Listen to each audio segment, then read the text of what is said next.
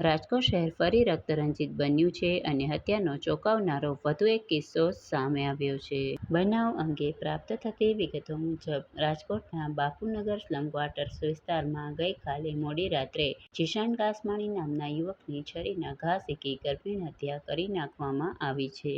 અમન ચૌહાણ અને સાહિલ સહિતના શખ્સોએ આ હત્યા કર્યાનો આક્ષેપ લગાડવામાં આવ્યો છે. ઘટનાની જાણ પોલીસને થતાં પોલીસ સ્ટાફે તરત જ ઘટના સ્થળે પહોંચી જીશાન કાસમાણી નામના યુવકના મૃતદેહને પોસ્ટમોર્ટમ અર્થે ખસેડી આ મામલે વધુ તપાસ હાથ ધરી છે. હત્યાનું કારણ હજુ સુધી અકબંધ છે. સમગ્ર ઘટના વિશે વધુ વિગતો આપતા ગઈકાલે મોડી રાત્રે 2 વાગ્યાની આસપાસ મૃતક જીશાનના પિતા મુસ્તાક કાસમાણીએ પોતાના નિવેદનમાં જણાવ્યું હતું.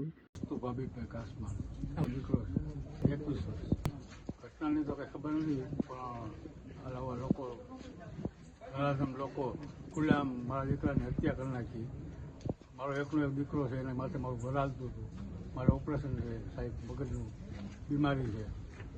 તો સરકાર પાસે અમારે એટલી જ માંગણી છે કે આવા નરાધમ લોકોને કડકમાં કડક સજા કરે. અમન ને સાહિલ ને એવા નામ હતા મુસલમાન.